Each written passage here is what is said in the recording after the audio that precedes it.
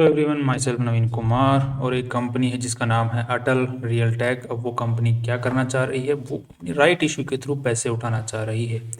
अब ये कंपनी की अगर बात करते हैं तो कंपनी लगभग यहाँ पर कितने 25 करोड़ 90 लाख रुपए उठाना चाह रही है राइट इशू के थ्रू, जिसमें कंपनी बोले कि जिस भी भाई के पास में 2 शेयर्स हैं उसके हर 2 शेयर्स के ऊपर में 1 शेयर कंपनी एक्स्ट्रा देगी, और जो एक्स्ट्रा शेयर देगी उसके बदले 7 रुपये चार्ज करने वाली है।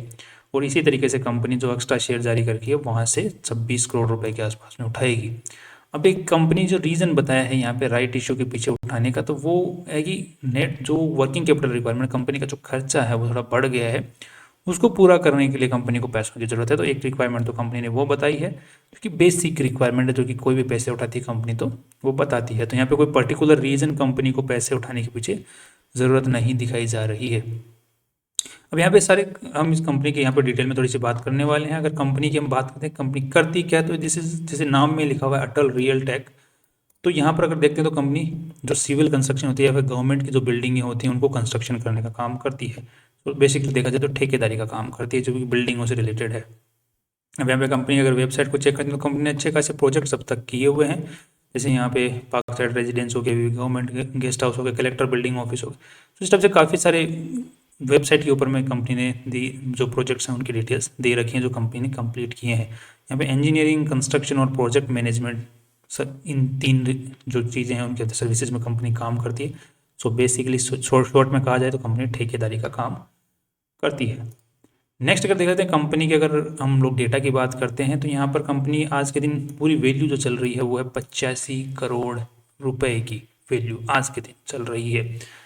अब इसके मुकाबले अगर देखा जाए तो कंपनी का जो शेयर प्राइस है वो 7 रुपये 66 पैसे के पैसे के आसपास में चल रहा है, और उसके मुकाबले जो बुक वैल्यू है वो है 3 रुपये 40 पैसे की। तो मुकाबले देखा जाए तो पीबी जो वैल्यू मतलब जितनी बुक वैल्यू उसके हिसाब से 2 गुना ऊपर चल रहा है। कंपनी की अगर बात करते हैं यहाँ पर जो चार्ट है उसको अगर देखते हैं तो कंपनी का जो चार्ट है 2021 में ऊपर चढ़ना चालू हुआ और अच्छा खासा ऊपर गया, 35-36 तक गया, 40 तक चला गया। उसके बाद में अभी जो है 7 रुपये के आसपास में चल रहा है, जो कि अगर देखा जाए तो 80 to 85% कंपनी का स्टॉक ऑल टाइम हाई से टूट चुका है अब तक। अब यहाँ पे अगर रीजन की अगर बात किया जाए कंपनी की और रीजन मतलब चीज़ों को देखा जाए तो कंपनी की जो सेल है वो यूजुअली देखी गई है कि मार्च जो कि end of the year financial year होता है उस क्वार्टर में कंपनी की जो सेल्स होती है वो अच्छी खासी बढ़ी हुई दिखती है। बाकी नॉर्मली जो बाकी क्वार्टर्स हैं उनके अंदर में नॉर्मल सेल्स कंपनी की चलती है। इस साल जो है कंपनी की जून 2024 की जो सेल है वो कम हुई है पिछले साल के जून 2023 के मुकाबले, और नेट प्रॉफिट्स हैं उनके अंदर में भी घटोती देखी गई है। अब नेक्स्ट अगर सालाना प्रॉफिट पीएनएल स्टेटमेंट की बात करें तो कंपनी कुछ खास प्रॉफिट कमा नहीं रही है। हर साल ही कंपनी 2 करोड़ 2 करोड़ 2 करोड़ 2 करोड़ 2 करोड़ 2 करोड़ 2 करोड़ एक कंसिस्टेंट प्रॉफिट्स कंपनी को, ना इंक्रीज है ना डिक्रीज है, बस एक कंसिस्टेंसी बनी हुई है। और कंपनी के रेवेन्यूज़ की अगर बात करें तो रेवेन्यूज़ ऊपर नीचे हो रहे हैं, और वैसे देखा जाए तो कंसाइजली कंपनी के जो रेवेन्यूज़ है वो डिक्लाइनिंग स्टेज में ही दिख रहे हैं। नेक्स्ट अगर देखा जाए मतलब देखा जाए तो यहाँ पर कंपनी का जो मेन कंपोनेंट जो कंपनी को नुकसान दे रहा है तो वो कुछ खास नज़र नहीं आ रहा है। बस रेवेन्यूज़ भी डिक्रीजिंग ऑर्डर में है और प्रॉफिट्स भी डिक्रीजिंग ऑर्डर में दिख रहे हैं। यहाँ पे इंटरेस्ट वाला जो पोर्शन है वो भी कंपनी कम करती जा रही है, बट स्टिल उसकी वजह से भी कुछ कम हो रहा है, उसके बावजूद भी कंपनी के नेट प्रॉफिट्स कुछ बढ़ नहीं रहे हैं।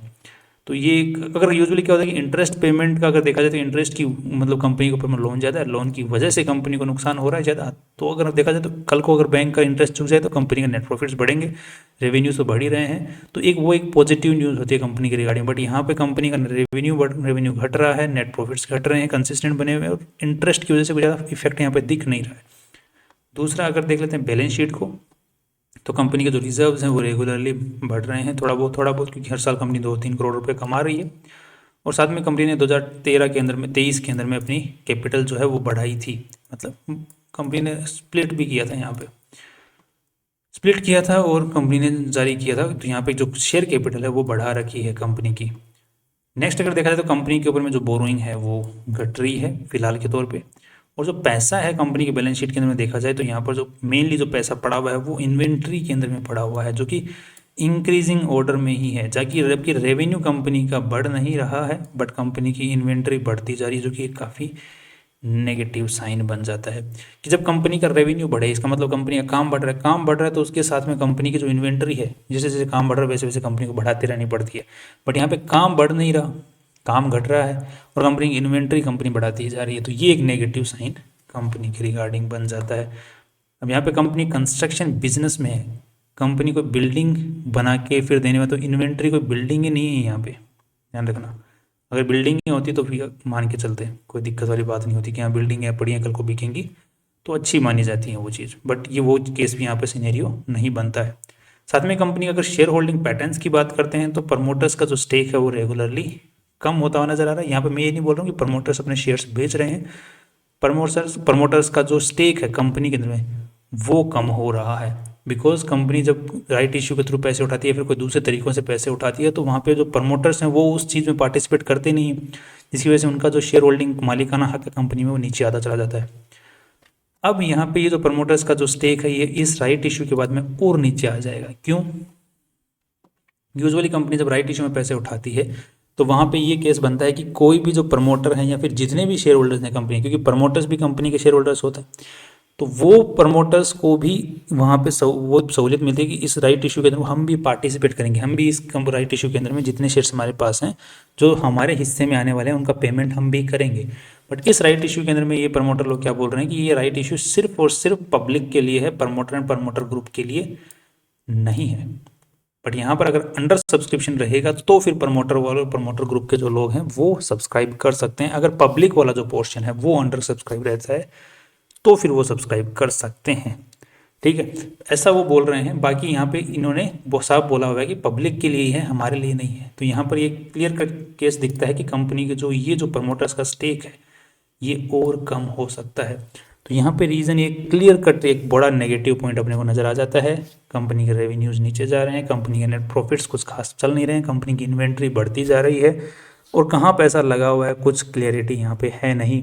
साथ में ही जब राइट इशू के थ्रू कंपनी और पैसे उठाना चाह रही है तो प्रमोटर्स अपने हाथ पल्ले झाड़ रहे हैं और सिर्फ बोल रहे हैं कि पब्लिक से ही पैसे चाहिए, क्योंकि अगर कल को अगर प्रमोटर्स भी इस कंपनी में पैसे लगाते हैं और कंपनी के अंदर में कुछ उल्टा सीधा होता है तो प्रमोटर्स का पैसा भी डूबता है। बट यहाँ पे सिर्फ पब्लिक से पैसे उठाएंगे तो अगर कल को गड़बड़ होती है कंपनी में तो इसकी किसका पैसा डूबेगा? पब्लिक का पैसा डूबेगा। तो एक नेगेटिव पे नेगेटिव पे नेगेटिव पे नेगेटिव न्यूज़ इस कंपनी में अभी तक बन रही है। नेक्स्ट अब देख लेते हैं थोड़ा सा और। तो कंपनी का जो स्टॉक है वो आज के दिन 7 रुपये 66 पैसे के आसपास में चल रहा है और मार्केट्स और कंपनी राइट इशू के थ्रू कितने पैसे उठा रही है? 7 रुपये के भाव पे उठा रही है। तो फिर फायदा क्या है?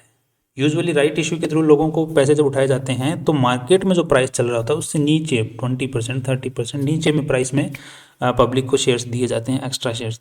यहाँ पर तो कुछ फ़ायदा दे ही नहीं रहा कंपनी के, जो कंपनी के लोग हैं बस जल्दी से दे दो हमको तो पैसा दे दो, बस पहाड़ में जाओ।